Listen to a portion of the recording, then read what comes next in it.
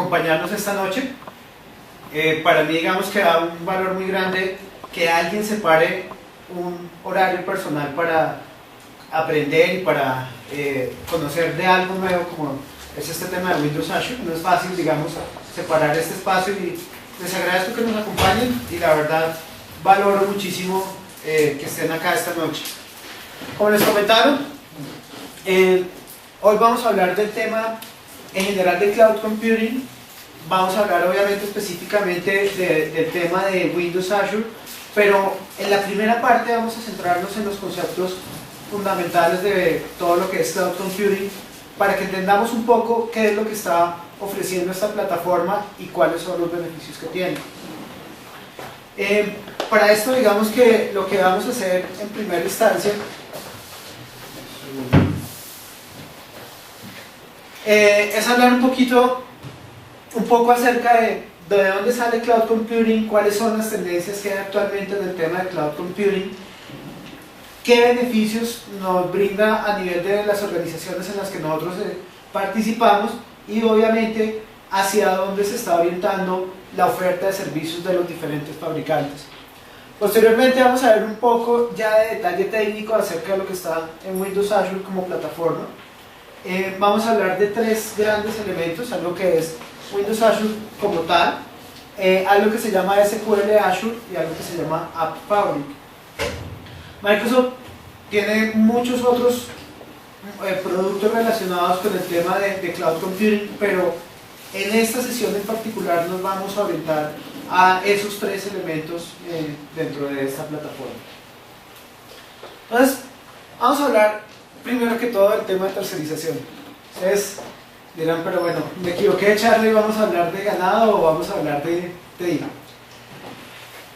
¿Cuántos de ustedes han alguna vez matado una vaca, cortado la carne y hecho la carne para alguno en un momento determinado, de los que están presentes acá?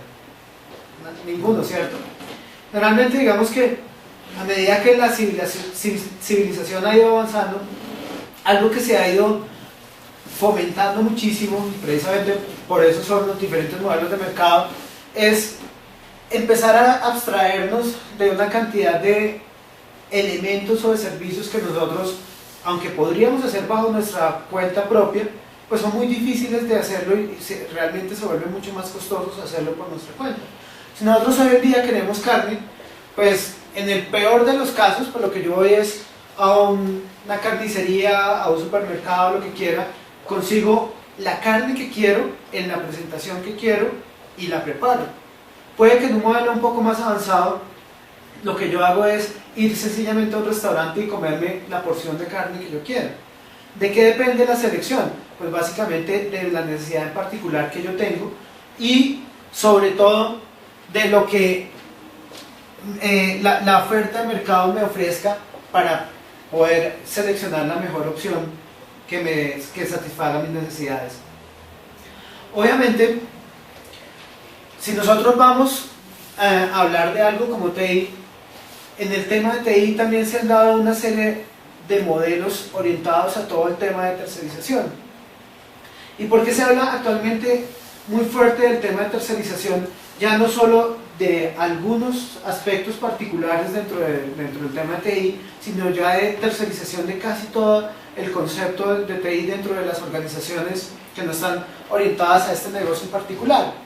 Pues sencillamente porque con el tiempo las organizaciones cuyo negocio fuerte no es el tema de las tecnologías de información, se han dado cuenta que mantener y hacer una serie de procesos orientados a todo el tema de TI, pues no necesariamente puede ser la forma más efectiva de invertir dentro de la organización.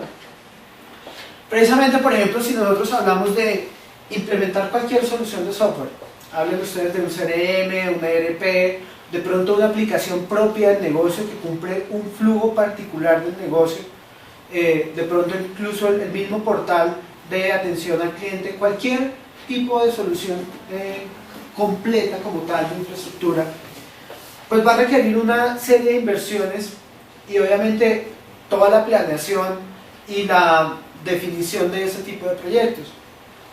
En un momento determinado, por ejemplo, si uno está haciendo un proceso juicioso de definición de un proyecto de software, pues lo que va a hacer es definir sus requerimientos funcionales y de pronto adicionalmente hacer toda una definición de los atributos de calidad o lo que en algunos modelos se llama todo el tema de requerimientos no funcionales.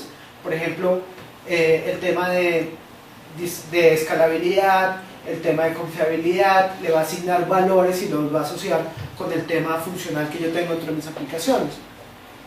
Eso en un momento determinado lo que me va a permitir es que yo voy a dimensionar, por ejemplo, la infraestructura con la que voy a soportar esa solución que voy a construir. Ese dimensionamiento, sin importar qué tan juiciosos seamos en la ejecución de esa planeación, en el diseño de ese dimensionamiento, siempre va a tener una serie de retos que nosotros no podemos controlar fácilmente. Por ejemplo, qué tan real es esa carga que yo estoy estimando en un momento determinado contra lo que realmente va a pasar dentro del sistema. Sin importar la solución que yo estoy haciendo y sin importar lo bien que haga esa solución, siempre va a tener una serie de escenarios muy característicos. Por ejemplo, va a haber siempre una curva de adopción inicial de la aplicación o de la solución que yo estoy creando, en la que, por ejemplo, al principio no todo el mundo va a empezar a utilizar la aplicación, sino que a medida que se va masificando, se va creciendo la utilización de la aplicación, pero obviamente eso va a implicar que en un momento determinado esa infraestructura que pudo haber adquirido no necesariamente se va a utilizar de la mejor manera. ¿Cómo podría mitigar eso? Pues, por ejemplo, con un modelo en el que voy creciendo esa infraestructura a medida que mi proyecto va mejorando. Pero ¿qué puede pasar si yo utilizo un modelo que sea demasiado estricto respecto a esa estimación? Que si mi aplicación se va volviendo un éxito muy rápidamente, o mi solución se va volviendo un éxito muy rápidamente, es probable que la demanda supere a la capacidad que yo tengo disponible dentro de mi organización. O es posible que, por ejemplo, a medida que yo voy evolucionando los diferentes ciclos de liberación de mis soluciones, pues esa capacidad adquirida no necesariamente esté ajustada a esa demanda o a esos requerimientos que yo tengo. Eso es uno de los múltiples temas que nosotros y de los retos que nosotros vemos en todo el tema de IT dentro de las diferentes organizaciones. Así como eso, hay temas como, por ejemplo, el licenciamiento del software, la adquisición de toda la infraestructura que yo tengo. Y en general, digamos que lo que ha ido haciendo la industria de TI es empezar a brindar diferentes modelos bajo los cuales yo le puedo ofrecer a una organización la posibilidad de tercerizar diferentes componentes de esa solución, y a medida que voy tercerizando esos componentes, obviamente mejorar en algunos aspectos, bien sean financieros, en otros temas sencillamente de eficiencia y de calidad relacionada con la solución. Si nosotros pensamos en una solución en la que nosotros estamos poniendo absolutamente todo, es decir, que desde algo tan sencillo como el cableado estructurado, pasando como por ejemplo todo el tema de storage, de almacenamiento de la solución que nosotros tenemos, como los servidores, y de ahí en adelante absolutamente todos los diferentes elementos que hacen parte de mi solución, pues obviamente lo que se veía durante muchísimos años era que yo dentro de mi organización manejaba y controlaba la adquisición, el mantenimiento, la administración, la configuración y todo el ciclo de vida de cada uno de estos elementos, obviamente con el desgaste en algunos casos asumiendo unos costos bien grandes. Lo que ha ido haciendo la industria de TI es empezar a brindar otros modelos en los que yo me voy deshaciendo de ciertos elementos que estoy administrando o que estoy adquiriendo directamente y permito que un tercero me brinde ese servicio en diferentes niveles o en diferentes capas de abstracción. Por ejemplo, actualmente se habla muchísimo en el tema de Cloud Computing de algo que se llama IaaS o Infrastructure as a Service, infraestructura como servicio. En el tema de infraestructura como servicio, lo que se busca por las diferentes empresas que brindan este tipo de ofertas es básicamente que dentro de mi organización yo no tenga que hacer ninguna inversión ni ningún tema ni ningún proceso asociado con la gestión y la administración de esa infraestructura. En ese tipo de soluciones, lo que yo hago en un momento determinado es a un tercero comprarle la capacidad de cómputo de toda la infraestructura disponible para que el sistema operativo de mi selección y las aplicaciones con todos los componentes que yo tengo necesarios para ejecutarlos, los brindo yo y ellos solamente me brindan la base funcional a nivel de hardware, a nivel de telecomunicaciones, a nivel de todo lo que es, por ejemplo, en modelos avanzados, el tema de virtualización.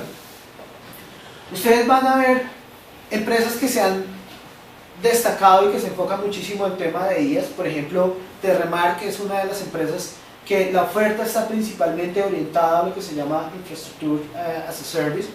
Hay otras empresas que empezaron como modelos de hosting de aplicaciones y se han movido hacia este tipo de escenarios. Por ejemplo, ustedes ven empresas como Rackspace, que son ese tipo de empresas las que están ofreciendo este tipo de servicios para la organización.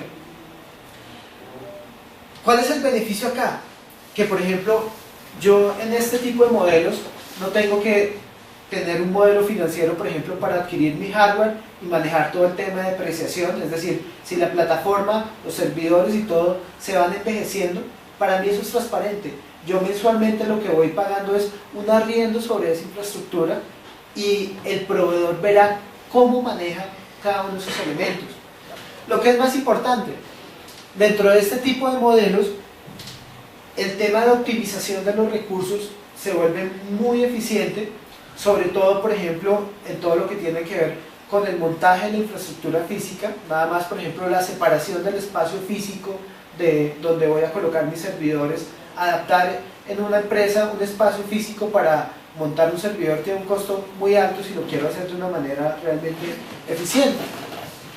Este tipo de modelos, digamos que me van reduciendo todos los costos asociados a ese tipo de inversiones y a la larga lo que me permiten es tener un servicio de calidad sin preocuparme por una cantidad de cosas asociadas a ese tipo de elementos.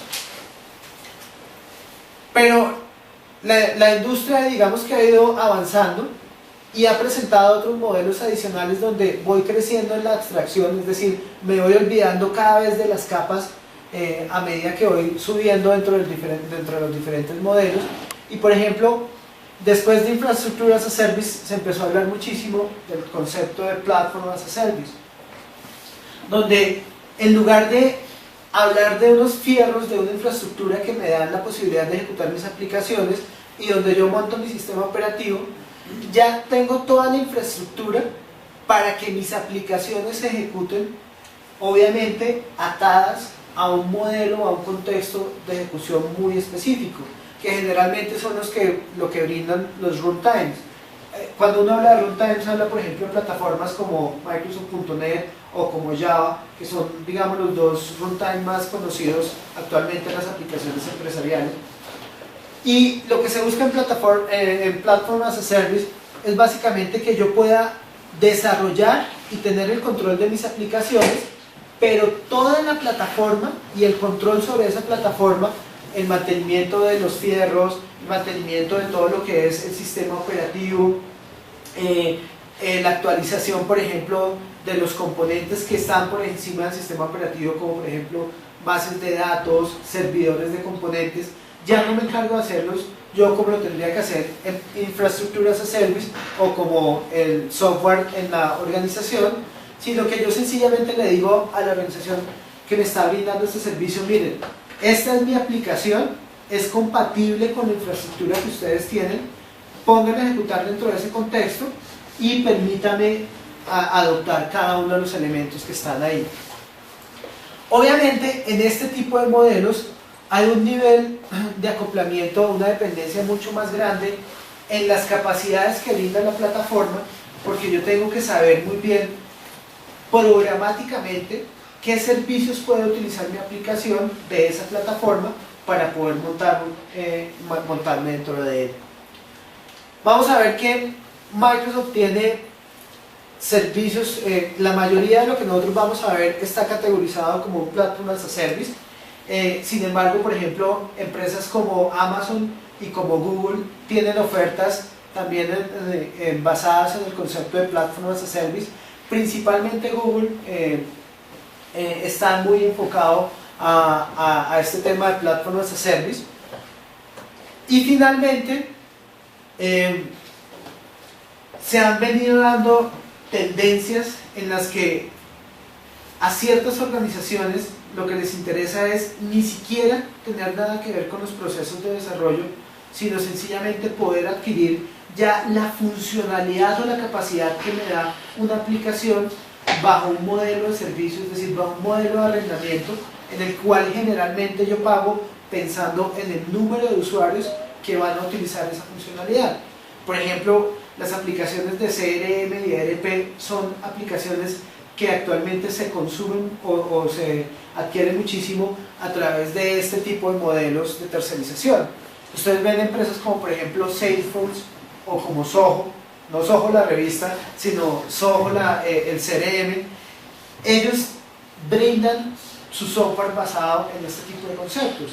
O por ejemplo, si ven algo como Google Apps o como Office 365, están muy enfocados a este tipo de modelos, donde lo que yo busco es, deme la capacidad funcional, a mí no me hablen nada de tecnología, solo deme el servicio que yo necesito dentro de mi organización y usted se encarga de administrar y hacer todo el mantenimiento de cada uno de esos elementos. Para aclarar un concepto, por lo menos no lo tengo claro, es cuando uno está ofreciendo, cuando hay empresas que le ofrecen a uno aplicaciones web, Sí. obviamente pues por contexto de infraestructura sabemos que está colgada en la nube, pero está ofreciendo ese servicio, ese último servicio. ¿Debería estar ofreciendo ese último servicio con todo incluido o yo debería proveer, yo como empresa tengo alguna responsabilidad en ese sentido? ¿Cuál es la diferencia entre una aplicación web y el cloud computing? Ok, ¿su nombre es? Juan Pablo. Para los que están acompañándonos en Renata y en Webex, Juan Pablo nos pregunta, digamos, si dentro de la categoría o el modelo de software as a service caería todo lo que es, por ejemplo, las aplicaciones que yo compro con una aplicación web dentro de, no sé, por ejemplo, un fabricante colombiano que le vende a uno una aplicación web y esa misma aplicación web se la vende a varios clientes. La respuesta es no necesariamente, generalmente no. Digamos, para cumplir con el modelo de software como servicio hay algunos conceptos. Esto no es unificado, o sea, no existe una regla en la IEEE o en el Carnegie Mellon, en alguna especificación o en ISO que diga que software as a service es tal cosa, pero en general se considera que un software as a service debe cumplir ciertas características. Una, que me brinda una capacidad funcional muy específica. Por ejemplo, un CRM o un ERP, cuando hay aplicaciones web, muy seguramente se mezclan varios valores de diferentes aplicaciones dentro del modelo. La otra es que la aplicación está pensada en un modelo en el que yo tengo generalmente una única aplicación y esa aplicación internamente dentro de la arquitectura utiliza lo que se llaman modelos multitenant. ¿Qué significa multitenant? Multitenant en español sería algo así como multiinstancia, y es que básicamente la aplicación tiene la capacidad de adaptarse a cada uno de los clientes que yo tengo. Entonces, por ejemplo, si tengo 3 clientes, mi empresa es de una ERP y tengo 3 clientes, la aplicación tiene la capacidad de con un mismo deployment poder darle servicio a los 3 clientes, separando el contexto de lo que está dentro de cada uno de esos clientes en un momento determinado. Si uno ve una aplicación, la mayoría de las aplicaciones no cumplen con ese modelo porque muy seguramente yo necesito varias instancias para poder ejecutar la aplicación. Y la otra es cómo cobro yo esa aplicación. Realmente en software as a service lo que yo pago es un arriendo por silla, es decir, por cada uno de los usuarios que utilicen la aplicación. En las aplicaciones web que me hospedan normalmente, pues no necesariamente se cobra así, sino le cobran un fee global sobre toda la solución. Pero como les digo, eso no es una regla estricta grabada en piedra, sino que es los conceptos, digamos, que se pueden identificar como un acuerdo común dentro de la industria. Así como yo como proveedor de servicios estoy usando los servicios de Cloud Computing o Cloud Services, los clientes, hablaba ahorita de que mis clientes, si yo le voy a dar ese servicio a 3 a 4 clientes, esos clientes también estarían utilizando la misma estrategia o la misma forma de llegar a esa solución, de utilizar esa solución. ¿Cómo es su nombre, verdad? Carlos Eduardo. Carlos Eduardo pregunta si, por ejemplo, yo estoy brindando un software as a service o un platform as a service en cualquiera de los niveles y mi cliente es el que va a consumir eso.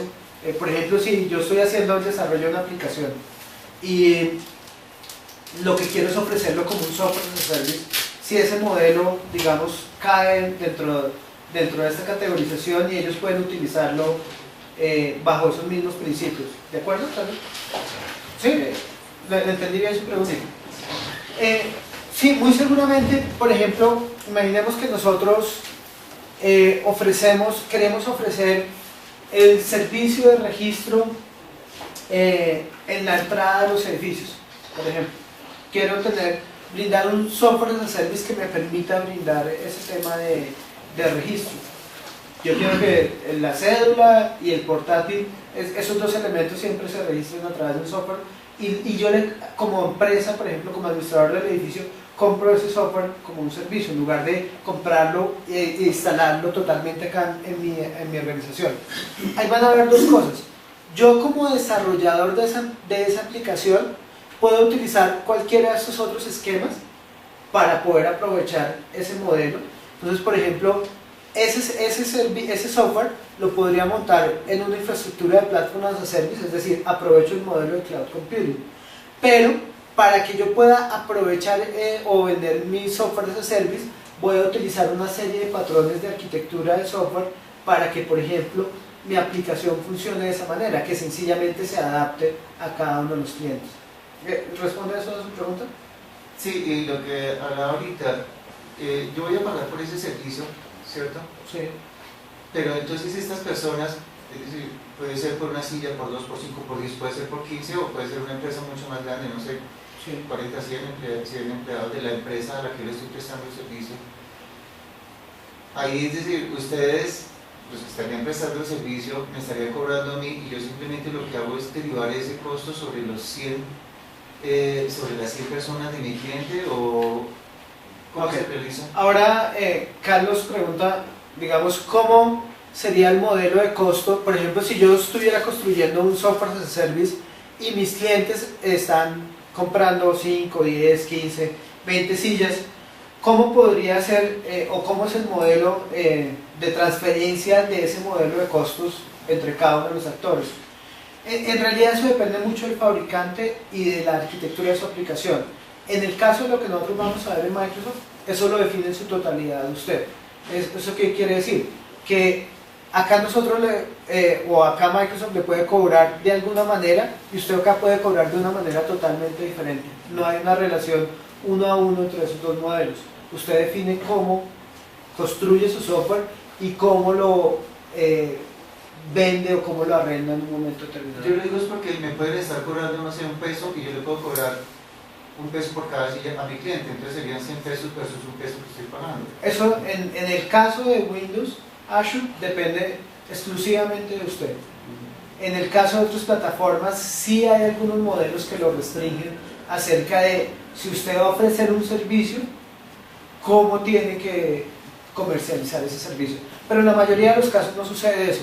Yo sencillamente, por ejemplo, acá le cobro es por ejemplo, por un servidor virtual, acá le cobro por un rol, acá le cobro es por una silla o por un usuario.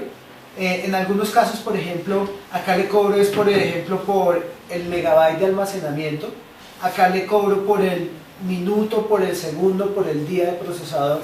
Entonces eso no necesariamente se va a ver traducido acá en el mismo modelo que ustedes tienen. Una pregunta, ¿cómo controlan el derecho de autor de la persona que desarrolla el software y cómo controlan también la autenticidad de los datos allá en el cloud service?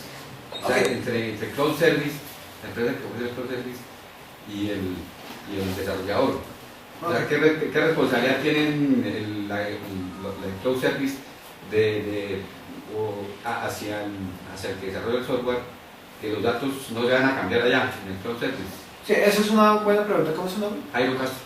Jairo Castro, acá en la sesión nos pregunta de qué pasa primero con el tema de los derechos de autor sobre el software y segundo sobre el tema de privacidad y seguridad sobre los datos.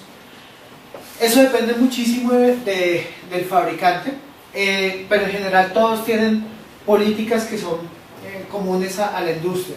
Digamos, el tema de derechos de autor es clarísimo. Si yo instalo una solución de software, tanto en infraestructura como en plataforma, yo al firmar el contrato con la empresa que me está brindando eso, ellos suscriben una serie de cláusulas donde se comprometen a dos cosas. Uno, dependiendo del modelo, ellos brindan el software licenciado sobre lo que ellos tienen, es decir, si yo necesito por acá una versión de Windows o lo que sea, eso no es mi problema, eso es problema del que me está ofreciendo el servicio. Y si yo estoy montando software que yo cree que la propiedad intelectual es mía, los derechos morales y los derechos comerciales son míos, esos derechos no se rompen o no se pierden por el hecho de montarlos en el cloud, y eso está explícito dentro del contrato. Eso es súper importante en estos dos modelos. Ahora, con el tema de privacidad de los datos, generalmente estas empresas están gobernadas por dos grandes legislaciones, por la norteamericana y por la europea. En el caso de los tres grandes fabricantes, lo que es Google, Amazon y Microsoft, ellos tienen que cumplir con ambas legislaciones. Entonces, en realidad, el tema de privacidad de los datos no lo dicta necesariamente la empresa, sino la legislación de cada uno de esos países. En el caso nuestro, o bueno, en general en varios países, existen reglas, por ejemplo, en las que los gobiernos están impedidos para almacenar la información en centros de datos que no estén localmente. En el caso de Colombia no es muy común, en realidad no hay una legislación clara sobre ese tema, pero por ejemplo en Venezuela existe una restricción para ese tipo de cosas. Es decir, por ejemplo, alguien como el gobierno venezolano no puede ir a guardar los datos dentro de un data center externo, o sea, que esté dentro de otro país. Una organización del gobierno no podría llegar a utilizar esto. Sin embargo, para una organización comercial, ellos pueden utilizar esta infraestructura o esa plataforma o ese software con la seguridad de que lo que los protege son las legislaciones tanto europea como americana. ¿Cómo una empresa que está prestando un servicio de Platform as a Service puede garantizarle a mi persona como cliente que la base de datos que yo estoy manejando sobre mi aplicación no sea accedida por otro tercero u otra aplicación que esté modificada o que modifiquen su aplicación? Básicamente eso está definido contractualmente. O sea, obviamente tecnológicamente están disponibles los recursos para evitar que eso pase. Incluso ahorita cuando veamos cómo funciona tecnológicamente internamente esto, ustedes se van a dar cuenta que es muy difícil, o sea, no puedo decir imposible porque no hay nada imposible, o sea, con tiempo y con plata uno puede hacer lo que quiera, solamente que ambos pueden tender al infinito, pero es muy difícil poder llegar a penetrar cada uno de esos sistemas porque en general está aislado de cada una de las implementaciones que yo tengo. Por ejemplo, que yo como Synergy adquirí un paquete de Platform as a Service y otra empresa adquirió otro, y por ejemplo en ambos estoy utilizando unas bases de datos. Esas bases de datos no se van a ver, o sea, están aisladas totalmente dentro del contexto de ejecución, pero en realidad al final todo recae en un tema contractual, porque puede que por algún error humano alguien haga algo que evite eso. ¿qué es lo que yo tengo o la potestad que yo tengo? Demandar al que me está prestando el servicio y brindarle, pues que él me brinde un resarcimiento sobre el daño que se haya causado. Actualmente digamos que sobre los 3 grandes fabricantes no ha habido ningún problema conocido de tema de problemas de privacidad. Desafortunadamente el que sí ha sufrido un tema, pero es de disponibilidad, fue Amazon, que tuvo una caída muy grande hace muy poco, pero digamos que en lo que es relacionado con seguridad, privacidad de la información y el tema de disponibilidad, en general los 3 fabricantes tienen acuerdos muy similares, y a nosotros en particular en Colombia, por los tratados internacionales que tenemos, es fácil utilizar ese tipo de protección legal que tienen esas empresas. Dado que estos data centers o infraestructuras están localizados en unos sitios particulares y no necesariamente en la región donde uno esté, y van a estar alocados y uno está, por ejemplo, prometiendo unas seguridades contractuales y todo este tipo, ¿qué pasa con el tema de la conectividad? Okay. Con el tema del acceso a todas esas aplicaciones, y que yo le pueda garantizar al cliente que va a tener en su ERP, su base de datos, sus consultas en tiempos reales y tiempos óptimos para la operación.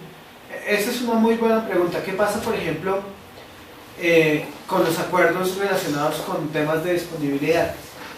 Casi todos los fabricantes hablan de disponibilidad basada en 99.9 algo, 1, 2, más o menos están entre 99.91 y 99.95, pero esa disponibilidad está garantizada es que en el punto de salida del canal de comunicación del data center o de la infraestructura que nos están ofreciendo.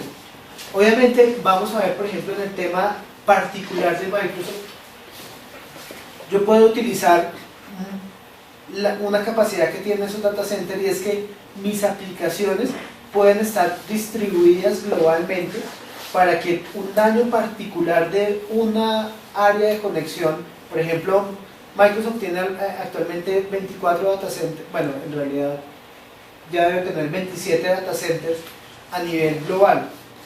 Cada data center es más o menos del tamaño de unos 10 estadios de fútbol. Hagan de cuenta, es el tamaño de cada uno de los data centers.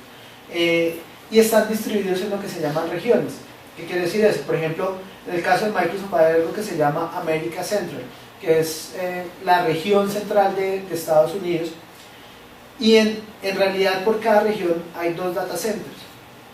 Lo que permiten este tipo de plataformas, o dependiendo del nivel en que esté trabajando, es que yo pueda distribuir mi aplicación dentro de esos data centers, de tal manera que, por ejemplo, si el daño es entre el canal de comunicación del data center hacia internet, cualquiera de los otros data centers pueda seguir brindando el servicio con el mismo nivel y la calidad que yo tengo.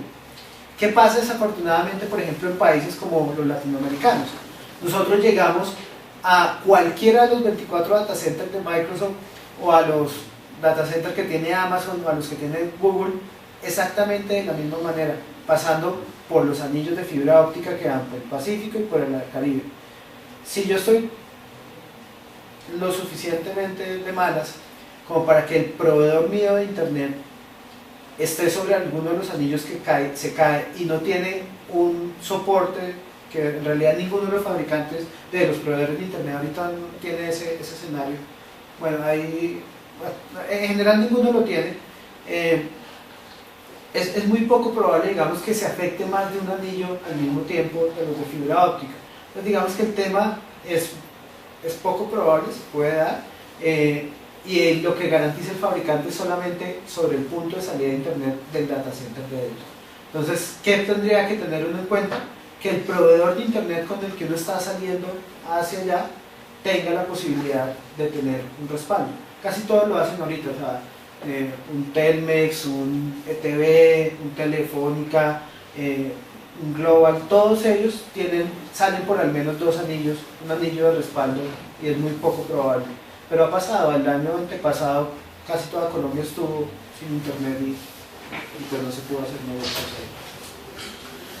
algo importante que tienen que tener en cuenta es que todos estos tres modelos, el de software as a service, platform as a service e infrastructure as a service, dependiendo del fabricante, se puede vender bajo tres submodelos adicionales. ¿Qué quiere decir eso? Por ejemplo, existen platform as a service públicos, existen platform as a service híbridos, es decir, que tienen la capacidad de estar públicos o especializados para una sola organización, y hay otros que son totalmente especializados para una empresa. Por ejemplo, si ustedes van a ver los data centers de Microsoft de Windows Azure, son data centers que están basados en el concepto de contenedores. Hagan de cuenta como un contenedor de carga de los que llegan de importación de China, y esos data centers que yo les decía que tienen un tamaño como de 10 canchas de fútbol, son sencillamente colecciones de muchos de esos containers.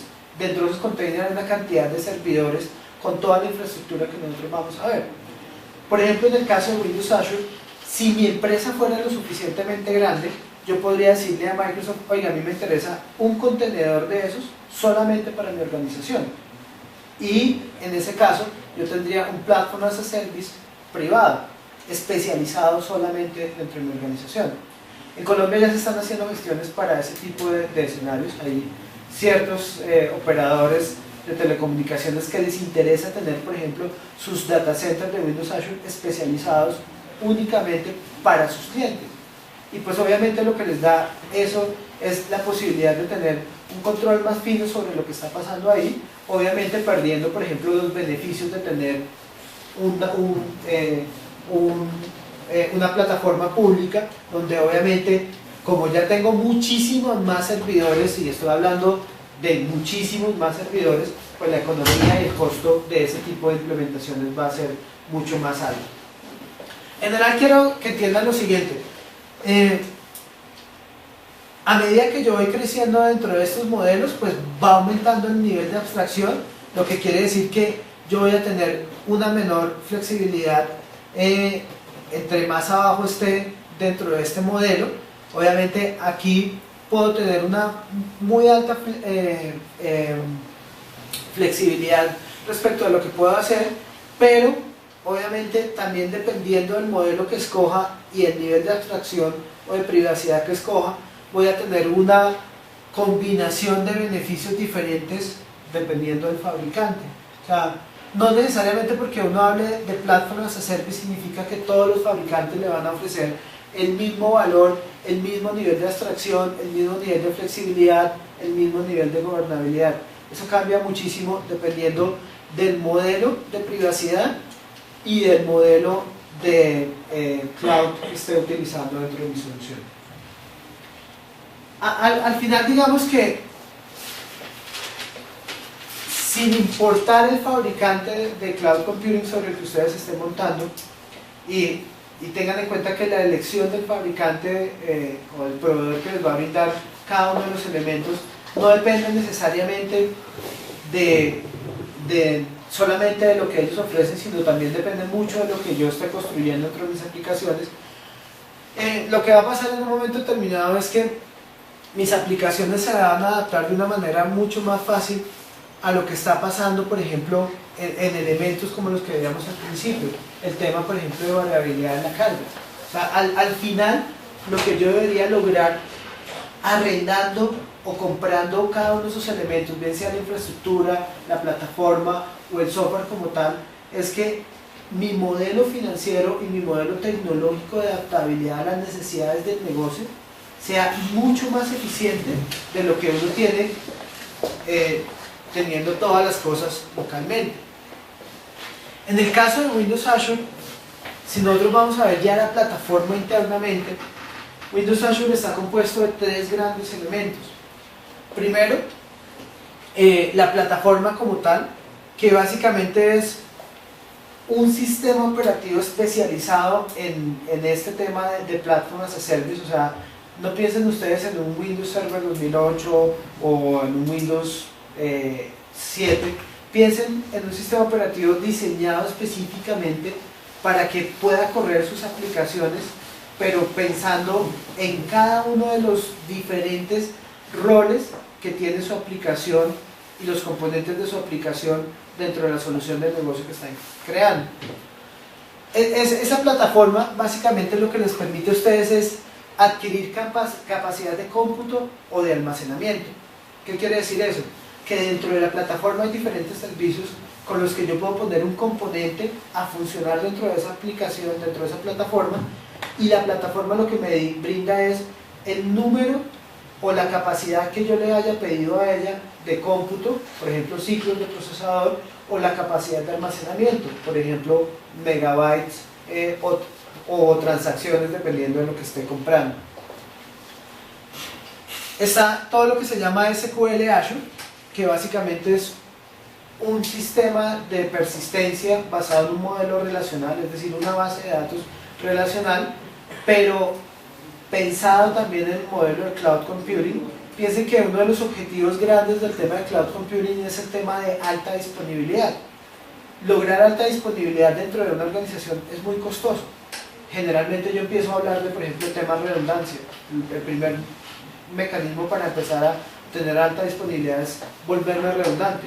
Me tengo que volver redundante en todo, en fuentes de alimentación, en servidores, en canal, y ese tipo de cosas lo puedo obtener a través de algo como SQL Azure.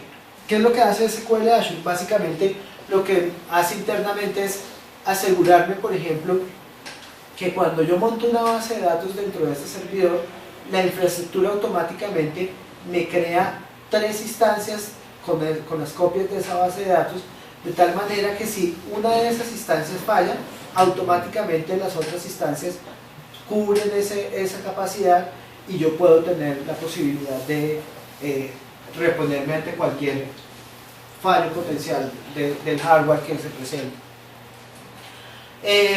Ahora, el tercer elemento es algo que se llama Windows Azure Application Fabric, y este elemento está muy orientado a brindar un puente entre las aplicaciones que tengo en la nube y las aplicaciones que tengo dentro de mi organización.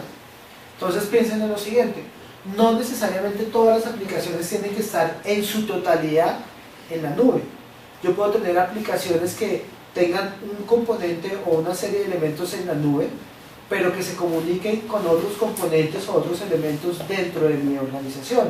Por ejemplo, yo tengo todavía servidores que no quiero poner en la nube lo que está corriendo dentro de esos servidores, sino que quiero tenerlo localmente. ¿Por qué? Porque sencillamente, por ejemplo, estoy trabajando con una plataforma legada, por ejemplo, con un sistema Unix, un 390 o un 400, ese tipo de sistemas, que tienen ciertas capacidades y sí tienen ciertas características que de pronto me permiten pensar que es más óptimo tenerlo dentro de ese sistema. Y necesito de todas maneras que se conecte con la nube. Este tipo de recursos, Windows Azure Application Fabric, en general son un conjunto de servicios que me permiten, por ejemplo, conectar una aplicación que tengo on-premise, es decir, dentro de mi organización, con una aplicación que tenga dentro de la nube, o permitir cosas como, por ejemplo, el tema del manejo de identidades. Muchas veces en las organizaciones se hacen unas inversiones muy fuertes en tener un sistema, por ejemplo, un directorio activo para manejar la identidad. ¿Qué pasa si yo tengo mi aplicación en la nube y quiero que la identidad con la que se accede a esa aplicación sea la misma que yo tengo en el directorio activo localmente? Necesito crear esa conectividad entre los dos para poder lograr ese tipo de comunicación. Eso es lo que brinda Windows Azure Application Fabric. ¿Juan? Sí, ¿qué modificaciones tendrían que tener las aplicaciones que uno tiene para, si debe existir alguna modificación para que funcionen bajo ese Windows Azure, bajo esa conectividad entre diferentes sistemas operativos y ambientes de las diferentes empresas? Yo voy a poner una aplicación allá y entonces voy a empezar a vendérsela a todo el mundo, entonces hay requerimientos de directorios activos, otros de seguridades, de firewalls, etcétera, etcétera. ¿Qué tan complejo es? Sí, qué tan complejo, porque el mundo ya, entonces todo el mundo tiene diferentes, digamos, formas de ver el mundo, y si vamos a trabajar sobre una plataforma, ¿cómo hago con mis clientes? Okay. Juan nuevamente pregunta acá, ¿qué tanto modificación o qué tanto impacto tendría para mi aplicación poder montarla dentro de una plataforma, por ejemplo, como Windows Azure. ¿Qué pasa, por ejemplo, con las dependencias locales o con algún componente específico que yo tengo? ¿Qué tan complejo es hacer ese tipo de migración o de ponerla en producción allá? La respuesta es, desafortunadamente, depende. ¿De qué depende? Básicamente, primero de qué tanto quieres sacarle el jugo a Windows Azure. Vamos a darnos cuenta que aquí hay algunos modelos de servicios que están disponibles que no están disponibles en aplicaciones tradicionales. ¿Y qué es lo que pasa a la larga con eso? Que si yo quiero explotar esos modelos de funcionalidad, pues no los estoy utilizando ahorita, tendría que implementar la forma en que voy a comunicarme con ellos. Está el tema de compatibilidad. Por ejemplo, coger una aplicación en Windows Azure, y eso es curioso, yo puedo montar aplicaciones no solamente basadas en Microsoft, por ejemplo en .NET, sino puedo montar aplicaciones basadas en Java y basadas en PHP.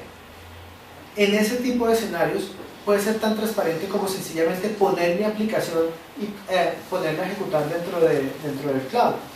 Pero muy seguramente no le voy a sacar todo el jugo, por ejemplo, a temas como la alta escalabilidad de mi aplicación, porque depende mucho cómo yo la haya implementado internamente en temas como el manejo de sesión, el tema de autenticación, el tema del manejo de caché, temas muy internos del diseño de la aplicación.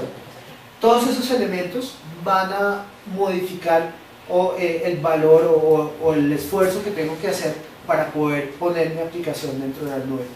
Nosotros hemos tenido escenarios en los que aplicaciones bien desarrolladas, o sea, que han seguido prácticas de ingeniería recomendadas por Microsoft o recomendadas por la industria, son muy fáciles de migrar, es decir, el impacto dentro de las aplicaciones es muy poco y en realidad lo que se modifica es para sacarle provecho a la plataforma, no porque la aplicación tuviera que modificársele algo para funcionar allá. Como hemos tenido aplicaciones en las que desafortunadamente el esfuerzo es bastante alto y en algunos casos componentes completos se tienen que volver a rediseñar para poderlos poner en la nube. Ahí, desafortunadamente, nuevamente la respuesta es depende de muchos factores. Carlos. De acuerdo a esto, entonces yo, entre comillas, podría poner un runtime de AS400 en el Cloud Computing para que fuera utilizado por mis clientes. No, desafortunadamente. La pregunta de Carlos es, yo podría colocar, por ejemplo, un runtime de AS400 en el Cloud Computing, por ejemplo, de Microsoft. La respuesta en el caso de Microsoft es no. Existe la posibilidad, y no sé por qué eso es otro fabricante, pero tengo entendido que tanto Oracle como IBM están pensando en ofertas donde ese tipo de plataformas, por ejemplo, modelos basados en AIX o modelos basados en un eSeries, los van a ofrecer bajo ese tipo de modelos. Lo que pasa es que es muy difícil porque generalmente el tipo de aplicaciones que están corriendo bajo esos sistemas son muy propietarios y el tipo de información que yo tengo ahí ni siquiera me quiero arriesgar. Así haya una cláusula muy buena, ni siquiera me quiero arriesgar. Por ejemplo, si usted le dice a un banco, váyase a un modelo Cloud Computing, ellos muy seguramente no lo van a hacer. Incluso por legislación en Colombia, por la circular 52, hay algunos tipos de información que, a pesar de que el cloud cumple, por ejemplo, en el caso de Microsoft, con la ISO 27000, con el ISAF, algunos temas de la circular, más por tema de procedimiento, más que por tema de privacidad de la información, hacen un poco difícil adaptar este tipo de plataformas. ¿Listo? Pero algo como una IX o como un eSeries, el Cloud Computing no lo podría tener. Por lo que es, pues para el caso de IX, por lo que es una plataforma muy parecida a Unix hacia futuro. Es muy probable. Ahora, lo que les digo, en ese tipo de escenario lo que se hace es conectar mi plataforma local con la plataforma en la nube para sacarle mejor provecho a ambos. Hay que ser realistas. El eSeries, por ejemplo, es una máquina que está especializada y optimizada para ciertos tipos de escenarios y en esos escenarios es muy buena. Entonces, si yo ya hice una inversión de ese tipo, pues sencillamente le saco el máximo provecho y lo conecto con el cloud. ¿Listo? Vamos a ver un poquito más en detalle Bueno, esto es, digamos, parte de los beneficios que uno tiene con generalmente adoptando algunos de los modelos de cloud computing. Pero básicamente lo que les decía antes acá, lo que yo busco es reducir ese gap, esa diferencia que hay entre lo que estoy adquiriendo y lo que realmente está pasando, y permitir adaptarme más fácilmente a esas variaciones en cualquiera de las dimensiones. Acá está pensado mucho en el tema de carga, pero piénselo en cualquier dimensión: almacenamiento, tiempos de respuesta, cualquiera de los atributos de calidad que tienen sus aplicaciones se pueden ver beneficiados con el modelo de cloud computing. Como les decía al principio, o hace un par de slides, en el tema de Platform as a Service, en el caso de Microsoft, el foco fuerte es algo que se llama Windows Azure. Windows Azure ofrece servicios en 3 grandes categorías: servicios orientados a hospedar componentes de mis aplicaciones, donde lo que me brinda el cloud es sencillamente capacidad de cómputo, ciclos de máquina que yo puedo utilizar. Almacenamiento, donde básicamente lo que yo puedo utilizar son diferentes servicios para guardar información con diferentes características y diferentes niveles de operación. Y todo el tema de comunicaciones dentro de estos diferentes elementos que hacen parte de mi aplicación. ¿Qué es lo que busca una plataforma como Windows Azure? Sencillamente que si yo pongo un pedazo de mi aplicación dentro de esa plataforma, la disponibilidad sea muy alta, el rendimiento esté dentro del marco que yo estoy solicitando, y que, por ejemplo, todos los temas de mantenimiento de esa aplicación y de qué pasa, por ejemplo, si se cae y se tiene que reiniciar, no los tenga que manejar yo, sino que lo haga automáticamente la plataforma. Para eso, lo que se ofrecen son 2 elementos desde 2 perspectivas bien interesantes. Uno, Windows Azure lo que me permite es utilizar algo que se llaman los roles. ¿Qué es un rol?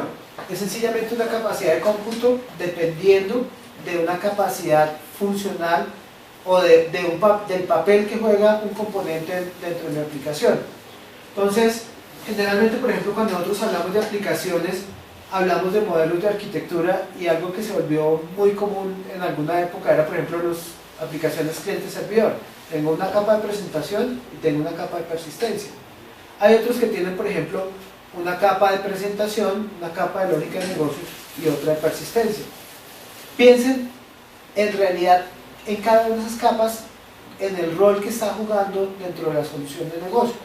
Entonces, por ejemplo, si yo tuviera una capa de presentación, lo que puedo hacer es coger todos los componentes que hacen parte de esa capa de presentación y ponerlo en algo que se llama un web role.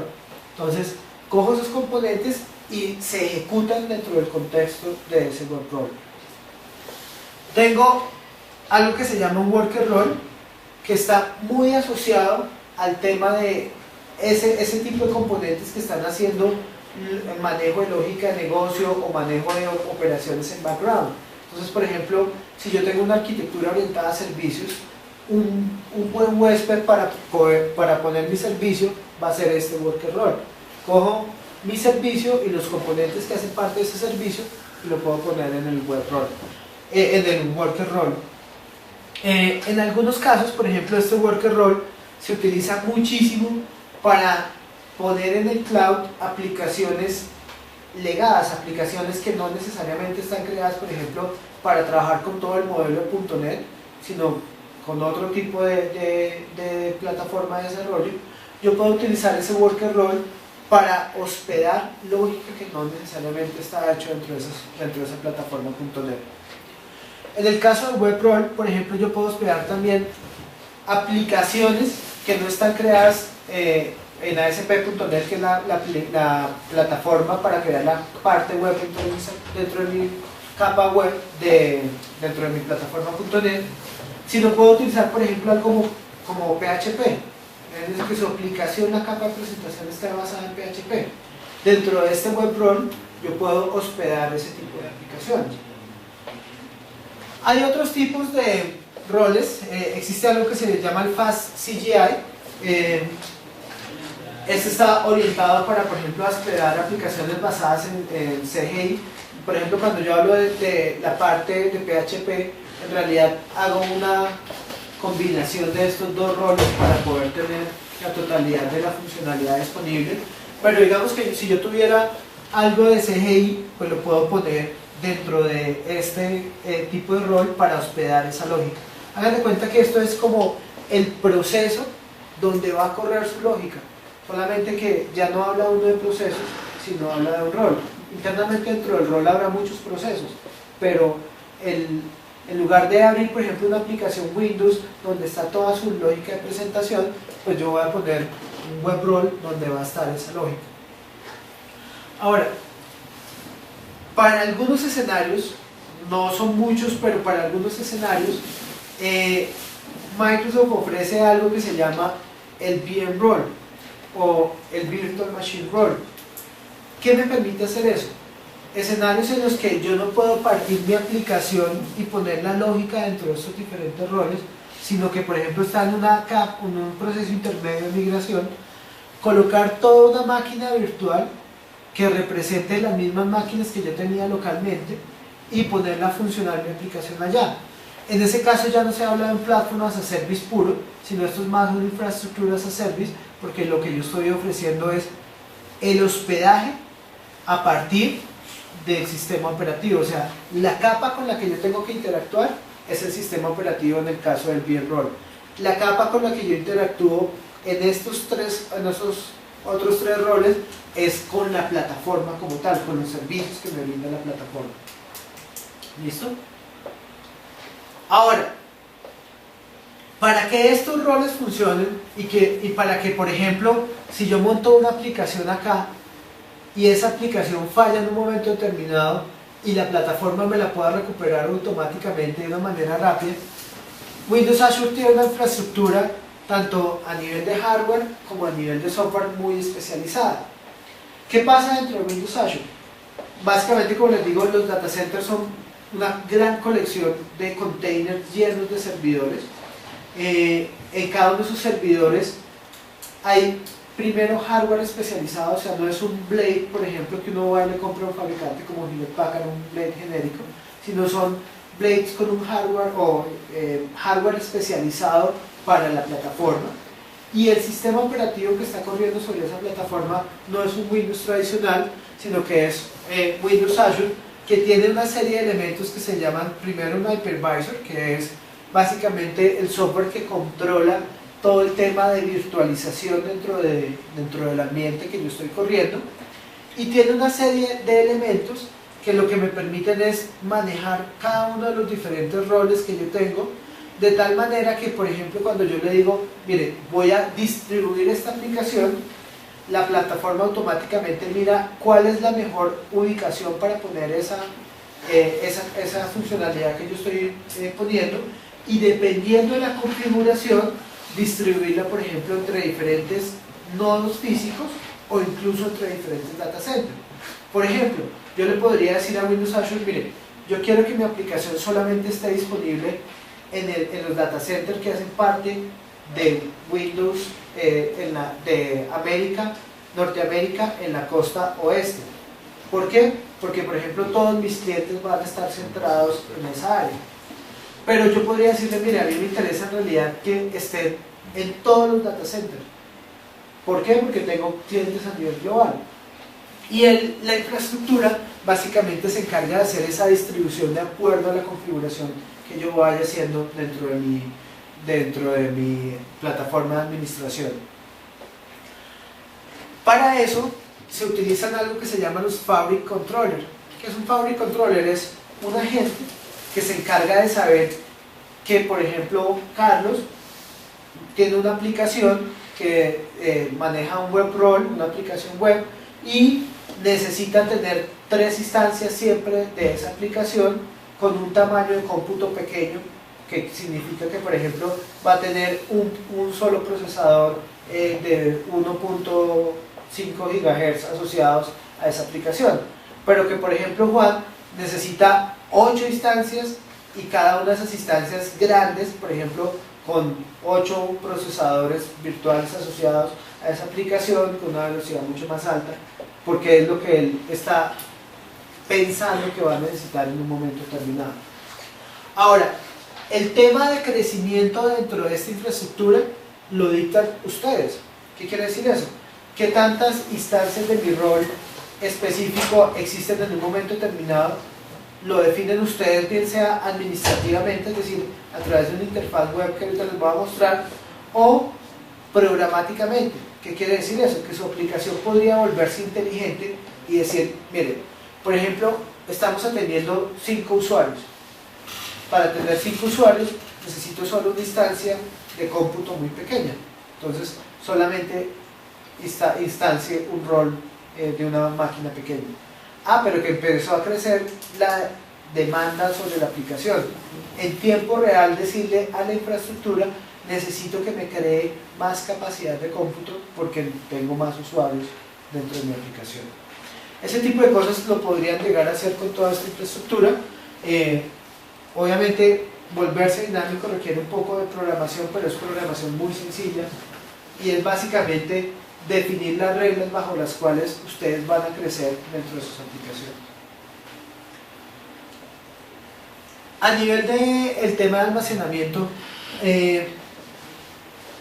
nosotros generalmente cuando creamos una aplicación que está trabajando dentro de nuestro sistema local, pensamos en 2 tipos de almacenamiento. Uno, las bases de datos, una base de datos relacional, o 2, algo basado en archivos, por ejemplo, bien sea almacenamiento en texto plano o almacenamiento en XML. Algunas de esas estrategias es lo que generalmente nosotros utilizamos para hacer almacenamiento. Algunas aplicaciones, por ejemplo, utilizan técnicas más sofisticadas, por ejemplo, el tema de colas. Microsoft en Windows tiene algo que se llama Message Queue, que es básicamente una cola donde yo pongo datos dentro de esa cola para almacenarlos por un tiempo mientras los proceso. Pero básicamente esas son las estrategias que yo utilizo. En el tema de Cloud Computing hay modelos más avanzados precisamente para permitir que yo pueda crecer más rápidamente dentro de mis aplicaciones y obtener sobre todo información mucho más avanzada.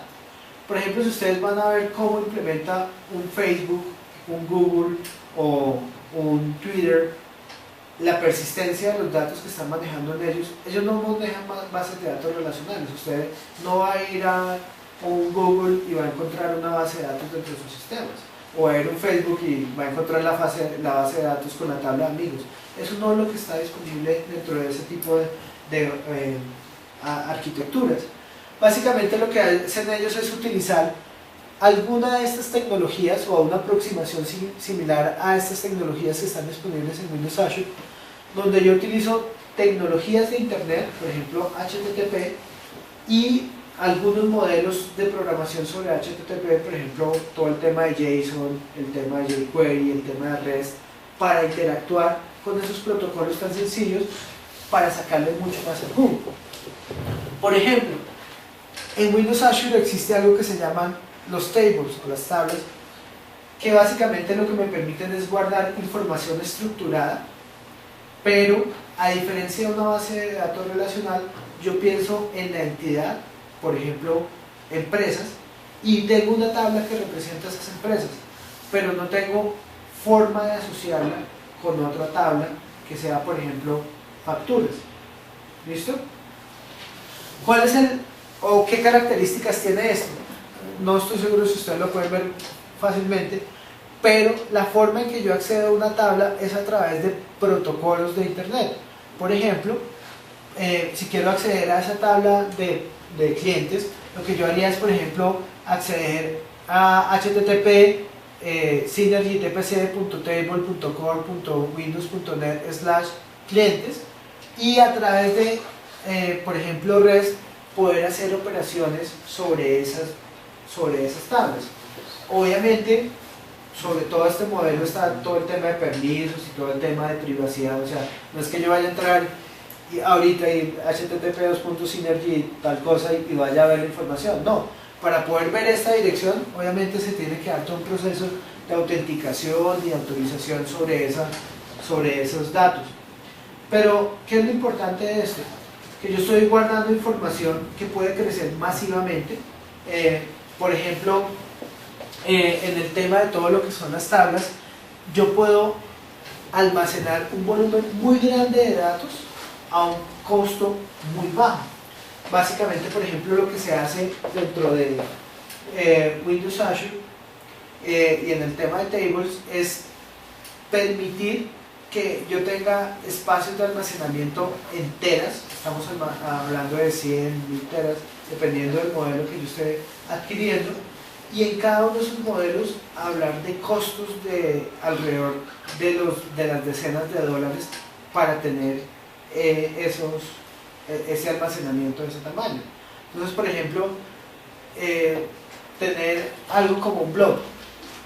Un blob es otro modelo de almacenamiento, sobre todo para información binaria muy grande, en el que yo puedo tener espacios de almacenamiento de 1 tera o espacios de almacenamiento que crecen en tamaños de 200 gigas, en bloques de 200 gigas, y tener cada uno de esos elementos me puede costar algo tan poco como $10 al mes.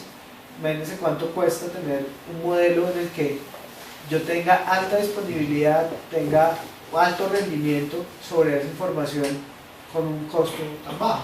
Obviamente el tema de $10 es un decir, eso en realidad es mucho menos, pero pues es un poco como para que se lleven ustedes una referencia del tema de los costos que se podría manejar acá. En algunos de esos casos, algunos de esos servicios de almacenamiento están optimizados de acuerdo a la ubicación geográfica en la que yo estoy. Entonces imaginen lo siguiente: yo quiero montar mi sitio para vender música y lo voy a hacer a nivel global. Obviamente el tamaño, por ejemplo, de descargar una canción ya es bastante alto comparado con descargar una imagen. Yo puedo utilizar lo que se llaman los CDNs o las redes de contenido distribuidas, que lo que me permiten es, por ejemplo, optimizar el acceso a ese recurso dependiendo de la ubicación del usuario. ¿Qué significa eso? Yo coloco, por ejemplo, en un blog la información que yo necesito, por ejemplo, la canción que yo estoy vendiendo, y habilito en ese blog el CDN.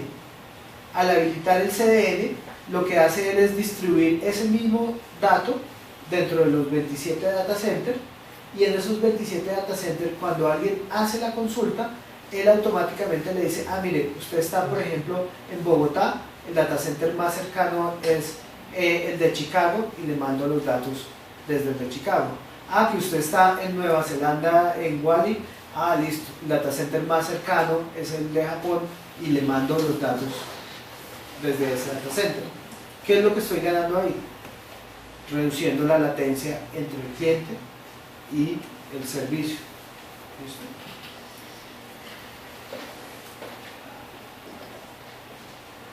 La otra capacidad que está disponible en este tema es todo lo que hace la comunicación entre la nube y las aplicaciones que yo tengo, bien sea en mi organización internamente dentro de mi data center o en un tercero.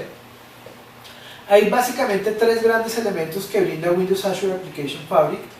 Primero es un bus de servicio, que es básicamente la posibilidad de tener un bus donde yo puedo consumir servicios que no necesariamente están en la nube, sino que pueden estar, por ejemplo, en los diferentes data centers que tiene mi organización, de tal manera que, por ejemplo, si yo pongo un mensaje, el bus sea el que se encarga de saber ese mensaje, hasta qué servicio tiene que ir y en dónde está ubicado ese servicio, y hacer todo el enrutamiento y el procesamiento de ese tipo de solicitudes.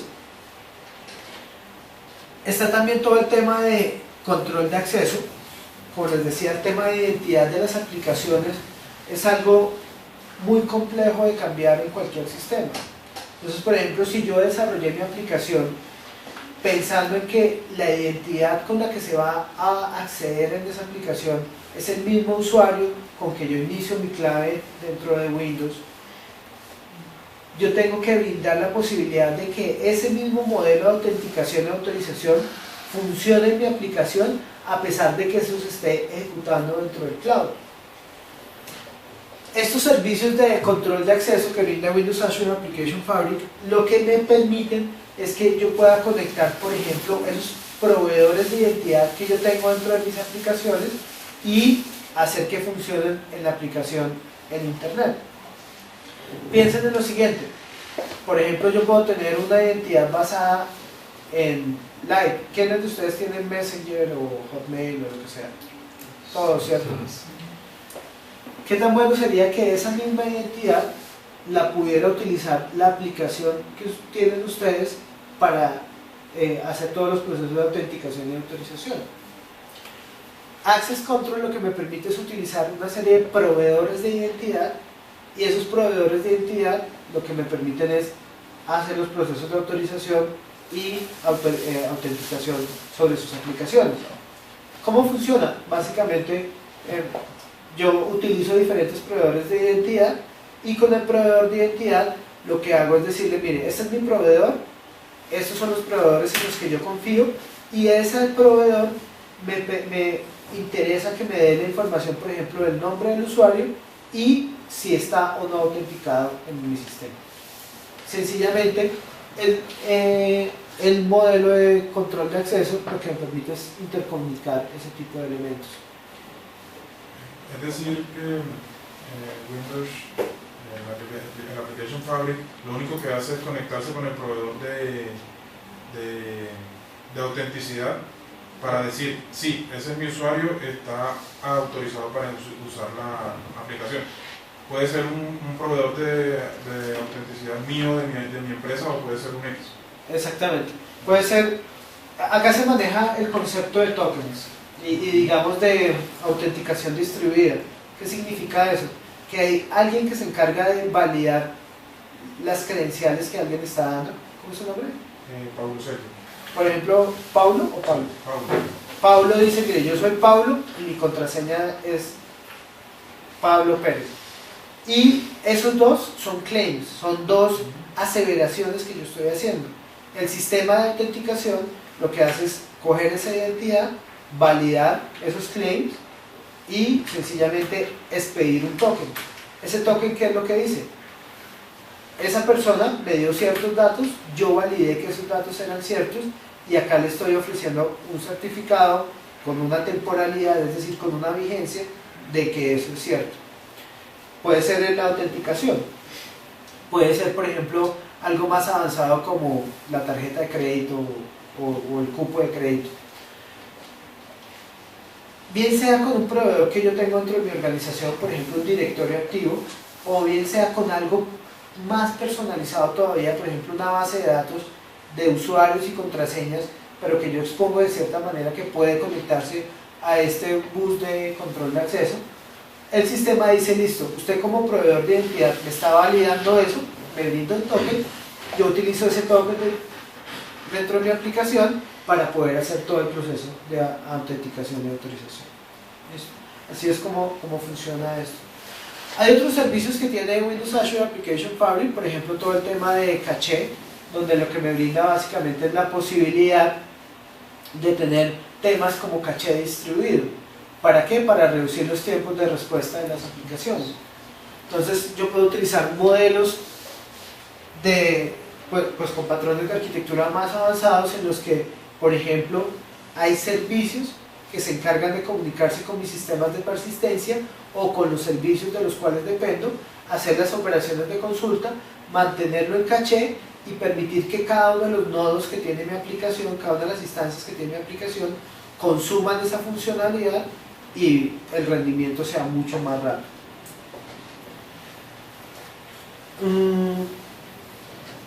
Hay varios, obviamente en este tema hay muchos casos de éxito. En el caso específico de la plataforma Microsoft, a mí me gustan bueno, en Colombia les podemos hablar de dos internacionales, uno que se llama Via Martian. Via Martian es un proyecto que hizo la NASA para propiciar el conocimiento sobre todo lo que es la exploración de Marte. Ellos decidieron hacerlo sobre Windows Azure.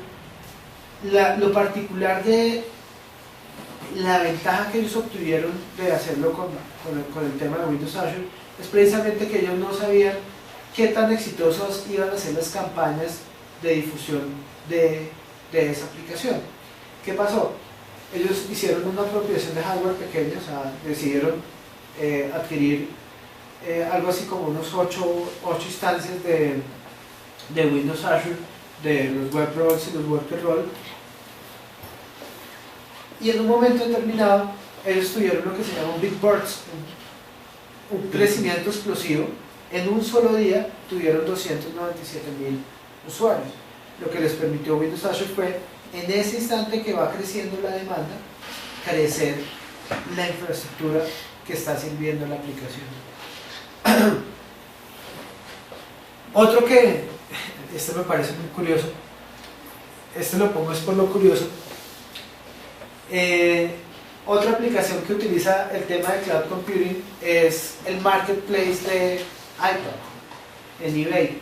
eBay tiene diferentes marketplaces, uno de los que tienen es de iPad, bueno, en general de todo lo que tiene que ver con Apple. Esto tiene una particularidad, y es que la demanda sobre ese tipo de funcionalidad es muy alta, y pues obviamente tiene variaciones muy fuertes. Ellos decidieron también hacerlo sobre Windows Azure, y pues la experiencia ha sido exitosa hasta el momento.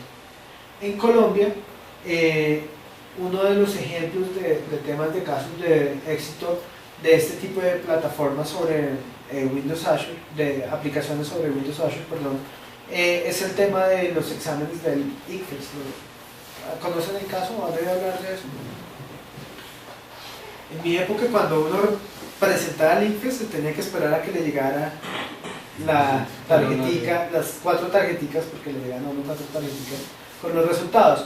Ahora, los estudiantes que presentan el examen pueden consultar al siguiente día, después de haber sido procesadas, los resultados en línea. ¿Qué pasa con eso? Generalmente eso tiene una curva que es, los 2 primeros días hay un crecimiento gigantesco, y después eso va bajando hasta que casi no hay nada. La empresa que hacía eso anteriormente, para poder cumplir con esa necesidad, tenía que comprar los servidores para cubrir la demanda de los 2 primeros días, y el resto del año tenía que quedarse con toda esa infraestructura, porque no la podía aprovechar más. Lo que hicieron ellos fue montar la aplicación sobre Windows Azure, y lo que hacen básicamente es, cuando saben que viene la gran demanda, que es apenas se van a publicar los exámenes, aumentan la capacidad y en adelante lo vuelven adaptativo. A medida que va reduciendo la necesidad, pues obviamente va disminuyendo. ¿Eso se negocia con Windows o eso como lo decía antes? Eso lo definen ustedes directamente. Y ya les voy a mostrar un poquito eso. Vamos bien. Sí. Esto que están viendo ustedes acá, nos disculparán las personas de Renata y de Webex que no lo... bueno, los de Webex sí lo pueden ver. Los de Renata, espero que esté bien centrada la pantalla. Esto que están viendo ustedes es el portal que utilizan ustedes como administradores de la plataforma o de sus aplicaciones en Windows Azure. Entonces, por ejemplo, si se dan cuenta, acá en la parte de abajo yo tengo los diferentes tipos de servicios que me brinda Azure. Por ejemplo, un servicio hospedado, todo el tema de cómputo, todo el tema de almacenamiento, por ejemplo las tablas o los blogs, el tema de base de datos, el tema de reportes, o el tema de bus de servicio, o el tema de control de acceso. Una pregunta que es ahí. ¿Ustedes cobran por cada servicio o por el global? Cuando hagan el contrato a ustedes el servicio, ¿lo cobran todo lo que ofrecen o por partes? No, usted compra lo que usted necesita y cada uno se cobra de manera diferente. Entonces, por ejemplo, los servicios de almacenamiento y de CDNs, hay servicios que se cobran es por el número de veces que usted consume o consulta ese tipo de funcionalidad. Entonces, básicamente usted compra, por ejemplo, un paquete de 100.000 consultas sobre ese contenido, y eso vale 2 centavos de dólar, las 100.000 consultas. Lo mismo, por ejemplo, el Service Bus. En el Service Bus, en el bus de servicio, lo que yo mando son mensajes a servicios, una solicitud hacia un servicio. Ahí lo que se cobra es por el número de transacciones. Pero por ejemplo la base de datos se cobra es por la cantidad de almacenamiento que usted está utilizando mensualmente. Entonces, por ejemplo, las bases de datos pueden ir de 10, 50 megas, entonces usted compra, o 50 gigas, perdón, usted compra el espacio de almacenamiento que quiere dentro de sus proyecciones en un momento determinado. Es decir, que si yo necesito tener datos de mi base de datos, pero también necesito el servicio de tener allá La aplicación, entonces estaría comprando dos servicios diferentes. Y cada uno se paga diferente. Por ejemplo, el tema de su aplicación corriendo se paga es por la capacidad de cómputo que usted está comprando. Entonces usted puede comprar una máquina pequeña, puede comprar una máquina súper pequeña, puede comprar una máquina grande o una extra grande. Cada una de esas máquinas tiene una configuración diferente. Y lo que se traduce esa configuración es en una capacidad de cómputo diferente. Entonces usted dice, no, mi aplicación va a consumir 10 usuarios máximo concurrentes. Pues le meto una máquina pequeña o una extra pequeña incluso para hacer sus operaciones. Ah, pero no, es que me ha ido tan bien que ya no la están consumiendo 5, sino la están consumiendo 20. Entonces, una de dos, compra varias instancias de esa máquina pequeña para que atienda sus necesidades, o compra una instancia de una máquina más grande. Y eso se hace en el momento en que usted lo necesita. O sea, si hoy usted llegó y compró una extra pequeña y mañana necesita crecer una extra grande, lo puede hacer en cualquier momento. Y lo mismo, devolverse, lo puede hacer en cualquier momento. Al final lo que importa es el consumo que usted hizo mensualmente sobre las diferentes dimensiones que están. ¿Y eso no puede ser automático dependiendo del número de usuarios? O sea, mis proyecciones pueden ser a 500 usuarios o a 1000 transacciones por día, pero hay días en donde, ese es un promedio, pero hay días en donde pueden llegar a ser 5000 transacciones o 10.000 transacciones. ¿Eso no se puede configurar automático? Sí, no se... En el caso de que yo necesite más procesador o más máquina. Configurar automático no se puede, pero sí se puede volver automático. ¿Cuál es la diferencia? Configurar automático significaría que, por ejemplo, yo entrara acá a una opción y le dijera, mire, crezca esto, por ejemplo, los roles que yo tengo en producción, crezcalos automáticamente. ¿Cuál es el riesgo de eso? Que, digamos, cualquiera podría hacerle algo como, usted es mi competidor, mandémosle, por ejemplo, una carga imaginaria, sí, y hagámoslo caer en un costo que no es real. ¿Qué es lo que se hace generalmente? Volverlo automático dentro de la aplicación. ¿Qué quiere decir? Su misma aplicación es la que decide cuándo necesita más capacidad de cómputo. Entonces, por ejemplo, uno utiliza varios parámetros. Que el número de solicitudes de usuarios registrados, no de cualquier usuario, sino de registrados, está llegando a tal número, crezca en otra instancia, y así, por ejemplo, ir creciendo proporcionalmente. Eso depende de su aplicación. Hay gente que lo que dice es, no depende del número de usuarios, sino, por ejemplo, del tiempo de respuesta que yo le estoy dando al usuario. Que mi acuerdo a nivel de servicio con el usuario es que yo le respondo en tantos milisegundos y estoy viendo que ese tiempo se está degradando, crezcan para poder seguir atendiendo eso. Eso lo brinda, sí se puede hacer, pero eso lo tiene que brindar la aplicación. Eso lo hace la aplicación utilizando APIs de la plataforma. Entonces lo que yo le puedo decir es, crezca una nueva instancia a través de una API de la plataforma. Y es trivial, es básicamente una línea de código, una o dos líneas de código dependiendo de lo que yo estoy haciendo. Entonces, por ejemplo, lo que yo puedo mirar dentro de esto es, mire, déjenme ver, por ejemplo, a nivel de almacenamiento, cuáles son las bases de datos que yo tengo. Entonces yo le estoy diciendo, por ejemplo, en este caso, mire, yo tengo una base de datos que está ubicada en una región que se llama South Central US, que está en un servidor, pero no piensen en esto como en un servidor físico que existe, sino sencillamente en algo que él aisló y dijo, ese es un servidor para usted, que se llama database.windows.net, y dentro de esa infraestructura lo que yo voy a tener es cada una de mis bases de datos. Entonces, por ejemplo, en este caso no tengo sino una base de datos que se llama la master, que tiene un tamaño de 1 giga. Esta no me la cobran, por ejemplo, porque es la base de datos necesaria para que funcione. ¿Esa base de datos es SQL Server o qué base de datos? Es una base de datos similar a SQL Server. Digamos que si ustedes tienen una base de datos en SQL 2005 o 2008 o 2010, 2010 no hay todavía, pero sí, no hay. R2, sí, 2008 R2, lo que yo podría hacer es migrar esa base de datos a SQL Azure con la garantía de que va a ser compatible. Hay algunos temas que pues son muy pocos, pero que no funcionan dentro de SQL Azure en la nube, pero existe una aplicación de Windows, de Windows Azure, que evalúa primero su base de datos para ver si va a funcionar allá, y si no va a funcionar, pues le recomienda qué puede hacer para que funcione. Por ejemplo, los índices non-cluster. Los índices pueden ser cluster o non-cluster dependiendo de dónde se está haciendo el almacenamiento de la base de datos. En la base de datos, como aquí yo tengo la posibilidad de que, o la posibilidad no, automáticamente mi base de datos está replicada al menos en 3 ubicaciones, yo necesito utilizar siempre los índices cluster. Eso significa que tengo que modificar mi base de datos para que los índices sean cluster.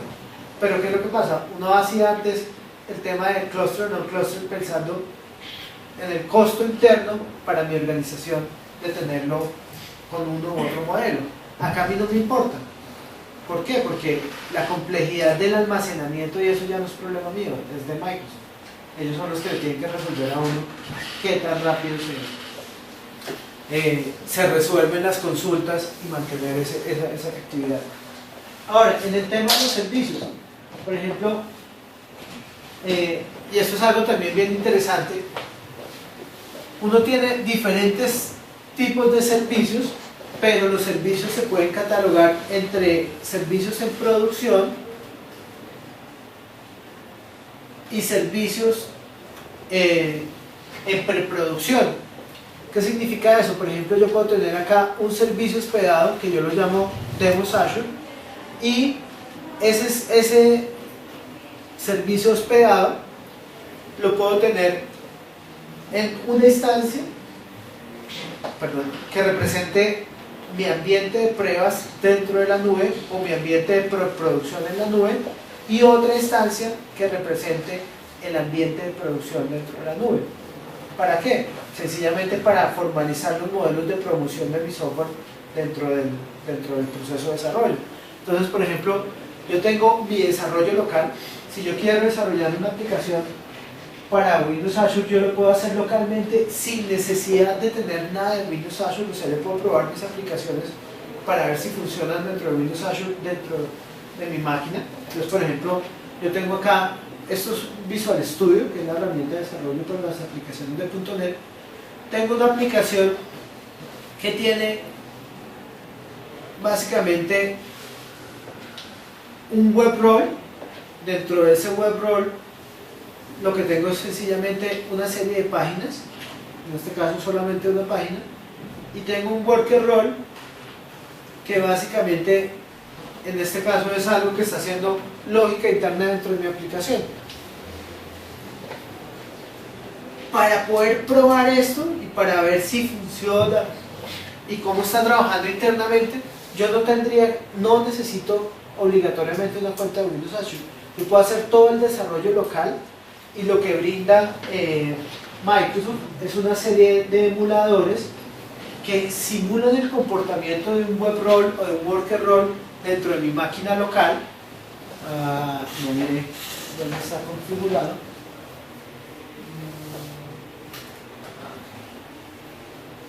Un segundo, acá voy a cerrar esto.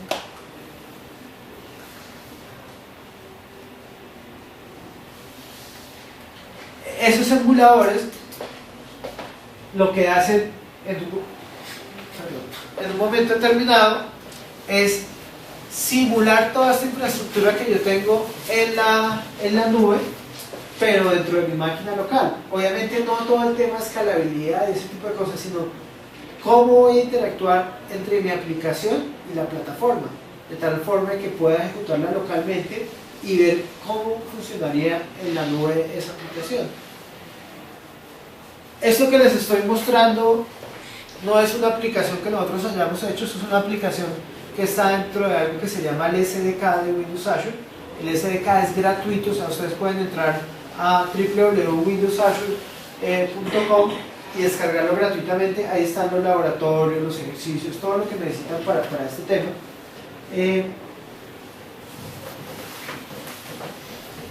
Y si se dan cuenta, lo que yo puedo hacer en un momento determinado en desarrollo es decirle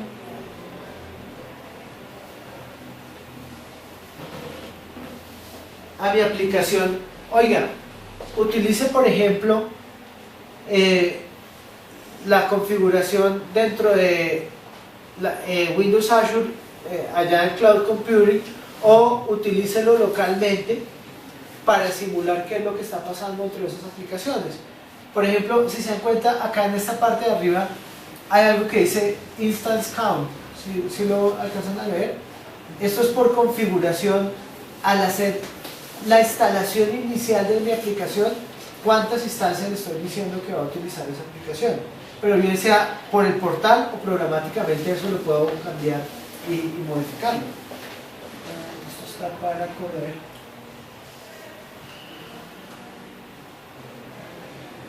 Ok, en este caso aquí está configurado para correr localmente, o sea, para utilizar los emuladores.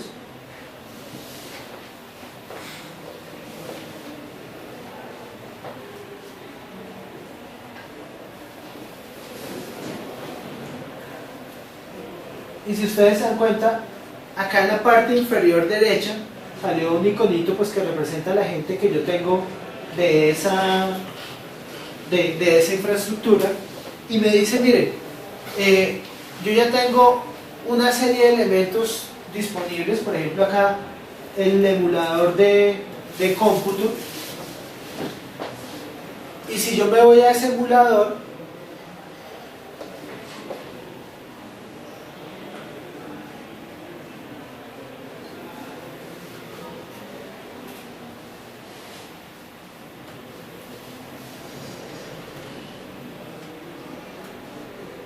lo que voy a ver es algo similar a lo que pasa dentro de la nube, y es que una serie de servicios, que son los que brinda la nube como tal, que me permiten instanciar, por ejemplo, ese web role dentro de una serie de instancias. Por ejemplo, acá tengo algo que se llama el Guestbook Web Role. Un segundo, que aquí está un poco lenta la máquina. Y lo que hace dentro de ese rol es empezar a hacer el deployment o la distribución del número de instancias que yo definí dentro de mi aplicación. Entonces lo que está simulando acá es lo que haría Windows Azure, de coger mi aplicación, llevarla a los servidores, instanciarla y ejecutarla en tantas máquinas como yo necesito. Acá en este caso pues está un poco más lento de lo que quisiera.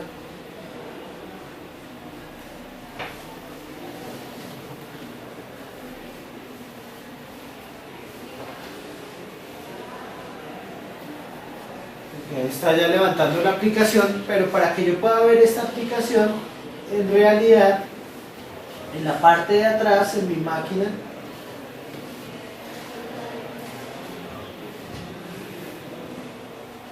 lo que pasó fue esto, que se subieron dos roles, el web role y el worker role, e internamente dentro de ese web role tengo el número de instancias que yo haya definido.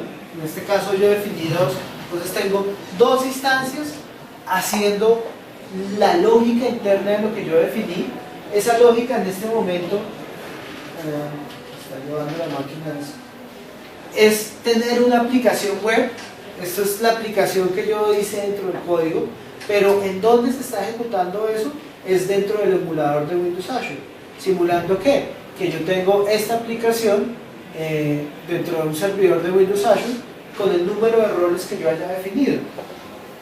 Es decir, yo quiero en un momento determinado llegar y coger esa aplicación y ponerla dentro de mi servidor.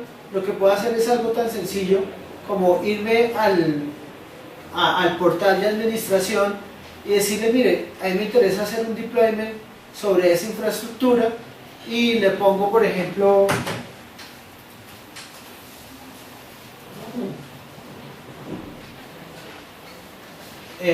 cuál es el nombre sobre el cual voy a hacer la distribución de ese paquete, y sencillamente, un segundo, voy acá a buscar una dirección local.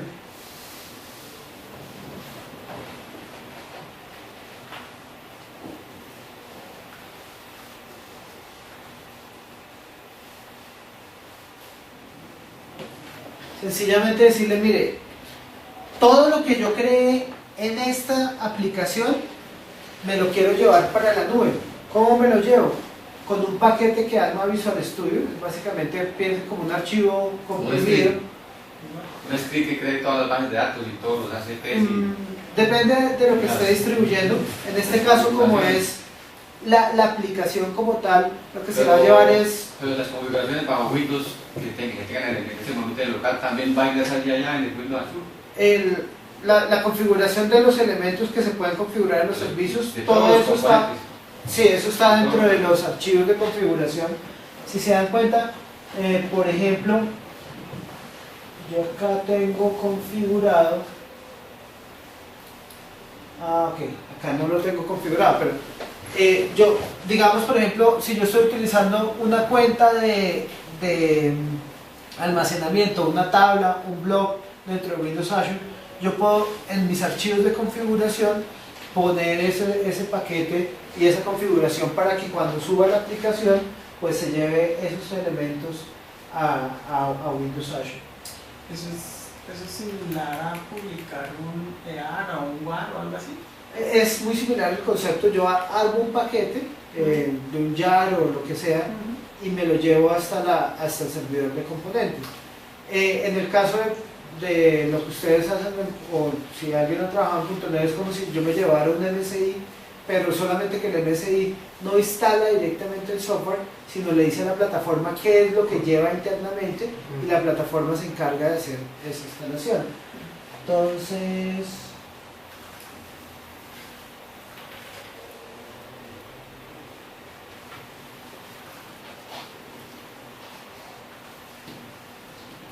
lo que yo podría hacer dentro de esa plataforma es decirle, mire, yo tengo un paquete que incluye toda esa información de qué compone mi aplicación y que es el que tiene la extensión CSPKG, y decirle dónde está la configuración que voy a tener en esa aplicación, que es básicamente otro archivito que es un CFG, y decirle, listo, me interesa montar esa aplicación allá. ¿Qué es lo que hace él automáticamente? Y esto se va a demorar pues un par de minutos, no lo vamos a hacer, o sea, lo voy a dejar ahí trabajando mientras respondemos las preguntas. ¿Qué es lo que hace él? Coge ese paquete, lee el contenido. Dentro de ese paquete hay un manifiesto y básicamente la información de, oiga, mi aplicación son 5 páginas, una DLL, y lo que hace esto es conectarse con esto, y empieza a hacer el aprovisionamiento de la máquina donde va a correr eso.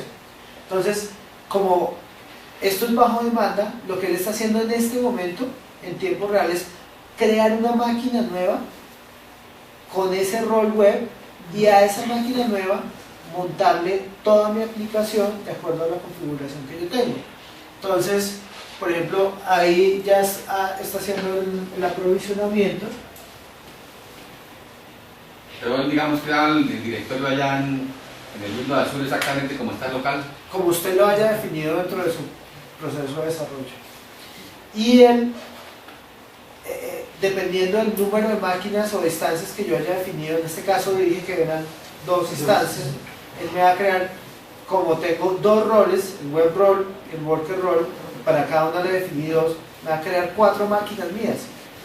Y dentro de cada una de esas va a instalar lo que se necesita. Entonces, por ejemplo, en 2 va a instalar la capa de presentación, en las otras 2 va a instalar la capa de lógica de negocio.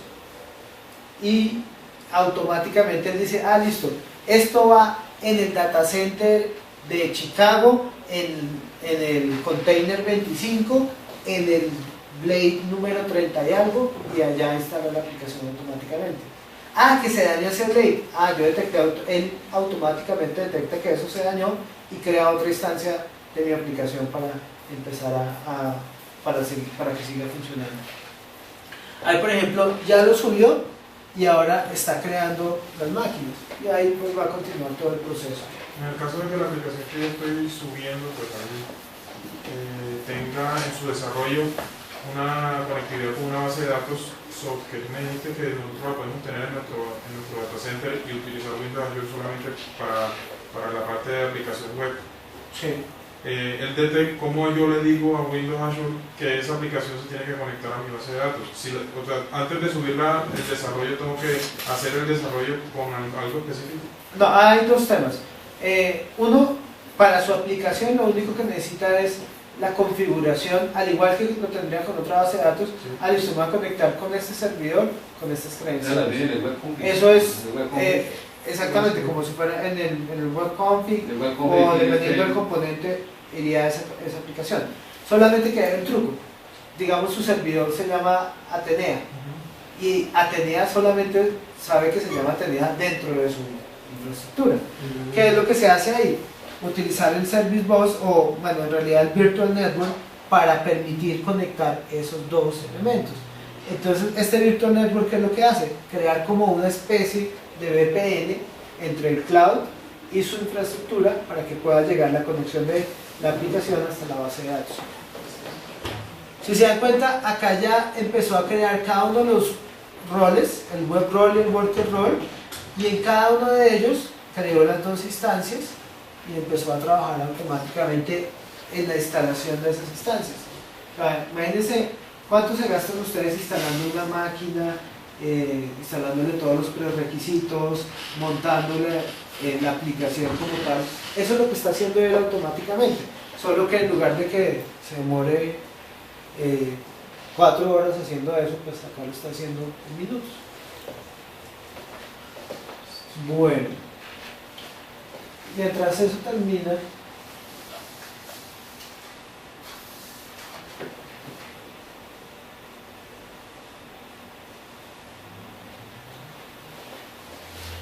lo que quiero dejarles de inquietud, digamos, pues como para que estén motivados a seguir investigando sobre el tema y para que empiecen a aprender un poco más de esto, es, miren, el tema, digamos, de todo este tipo de modelos de cloud computing, como siempre, pues lo primero que venden es por el tema de costos. O sea, lo que se busca ante todo con esto es reducir temas de costos. Piensen ustedes que, por ejemplo, en lugar de comprar un servidor que a los 2 años ya no vale exactamente lo que valía inicialmente, sino que se ha depreciado, ya la capacidad no es la misma, en lugar de estar pagando, por ejemplo, no sé, ¿cuánto cuesta un servidor actualmente? Un servidor bueno está 16 millones, una buena máquina. En lugar de pagar esos 16 millones que les va a servir durante 3, 4 años, lo que yo hago es pagar un fee mensual que muy seguramente va a ser mucho más económico que eso, para poder tener la misma capacidad, pero al final, ¿qué? Yo ya no estoy basando un modelo CAPEX, donde yo estoy depreciando mi inversión, estoy perdiendo en un momento determinado, sino que estoy basado en un modelo de operación, en un modelo de lo que estoy pagando un costo operativo, y que obviamente estoy reduciendo la inversión que hago efectiva y la forma en que esa inversión se deprecia y se pierde en el tiempo. Obviamente hay algo interesante, y es que lo que yo logro con esto es pagar lo que yo necesito. O sea con Google, sea con Amazon, sea con Azure, al final lo que yo logro es de acuerdo a lo que yo voy consumiendo, pago lo que necesito y voy trabajando bajo las necesidades, o voy creciendo bajo las necesidades. Obviamente cada fabricante tiene diferentes reglas, por ejemplo, de haga un contrato anual y el contrato anual significa tantas cosas. En el caso específico de Microsoft, ustedes pagan exactamente lo que se necesita, y en el momento en que ya no necesito más eso, sencillamente no lo consumo y ya no lo tengo que pagar más. Pero tal vez digamos que más allá del tema económico, lo que uno tiene que empezar es a cambiar la mentalidad acerca de en dónde hago realmente el esfuerzo. O sea, por ejemplo, si yo soy un fabricante de software, el negocio mío es construir el software, el negocio mío no es los servidores, no es la infraestructura. Entonces, en lugar de dedicarle tiempo y esfuerzo a administrar y mantener todo ese tipo de elementos, pues lo que yo puedo utilizar es alguno de cualquiera de sus modelos para poder sacar mayor provecho a esa infraestructura, pero a la vez dedicarme a lo que yo realmente hago, y es construir el software, dedicarme a hacer este tipo de elementos, digamos de una manera más asertiva y dedicado al foco de mi negocio, y no a lo que tengo que hacer normalmente, de meterme en otras cosas que no requieren, digamos, que requieren por el contrario de un esfuerzo mucho más grande. Por ejemplo, ahí ya él inicializó los hosts, ahí está esperando que cada uno de los hosts le responda ya con la aplicación funcionando. Por ejemplo, si se dan cuenta, esta instancia va un poco más rápido que las otras. Esta instancia ya está inicializando el host de la aplicación, ya ahí yo podría correr la lógica dentro de esa aplicación. Creo que no vamos a alcanzar a verlos. Bueno, si tienen más preguntas vamos a seguir esperando. Lleva 3 minutos. Sí, yo tengo y las configuraciones que se hacen en .NET bajo Windows, ¿allí mismo la hacen o allá no trabajan las configuraciones? Las que hay que hacer en el panel de control. Ok, configurar por ejemplo todo el tema del GAC, o por ejemplo la versión del framework que va a correr mi aplicación. Todo eso lo hace automáticamente, o sea, dentro del proceso de deployment. Crea como un servidor virtual allá que tiene las características que tiene todo lo que necesita para poder correr esa aplicación. Exactamente. ¿Alguien había? ¿Señor? ¿Ya? Que si terminamos o nos sacan a patadas. No. Mentiras. Bueno, pues primero que todo, muchísimas gracias. Bueno, ahí si se dan cuenta ya terminó de hacer el deployment de algunos de los roles. Si ustedes están interesados, digamos que lo que yo les recomiendo es que lo prueben ustedes mismos. Ahorita existen muchos modelos con que incluso ustedes pueden probar esto a cero costo. Hay algunas ofertas, hay algunas formas en que lo pueden probar a cero costo. Hay otras formas también por ejemplo, lo que yo hago es utilizar mi suscripción de MSDN, y esa ya tiene las horas incluidas de Windows Azure. Entonces no tengo que incurrir en un costo adicional. Entonces, mi recomendación es prueben esto ustedes mismos, no se queden en lo que yo les digo, no se queden en lo que les dice otro fabricante, o sea, evalúen realmente ustedes mismos qué es lo que está disponible acá y si se ajusta a lo que ustedes necesitan dentro de sus soluciones. Bueno, ¿y se contrata anualmente? Esto depende, todo es mensual, el costo es mensual. O sea, usted, porque digamos uno como prueba puede hacer un CRUD, una pequeña base de datos en .NET con una pequeña tabla en Microsoft SQL Server con insertar. ¿Eso cuánto valdría así más o menos para uno probar? $10. Que le puede costar tan poco como unos $10. Mensual. Incluso le puede costar, para hacer pruebas le puede costar tan poco como $0 o $0. Yo lo que les recomiendo es que entren a www.Windows Azure, que eso pues a la larga los lleva, un segundito, nos abre acá el portal, a windowsazure.com, y ahí está todo el detalle de los costos, los kits de entrenamiento, que todo eso es gratuito.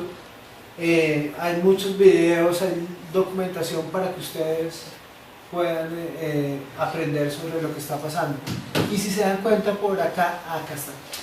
Hay un trial gratuito para que ustedes puedan probar eso. O sea, si ustedes quieren arrancar a aprender, lo pueden hacer a cero costo. ¿Listo? Si quieren probar sus aplicaciones mientras van haciendo el desarrollo, lo pueden hacer a cero costo. Ya después, pues seguramente ya van a empezar a pagar por lo que vale la ejecución de su aplicación. ¿Listo? Bueno, tanto a ustedes acá en la sala como a los que nos acompañaron por internet, muchísimas gracias. Los invito a que revisen este tema y pues cualquier inquietud, con gusto les ayudamos. Muchas gracias.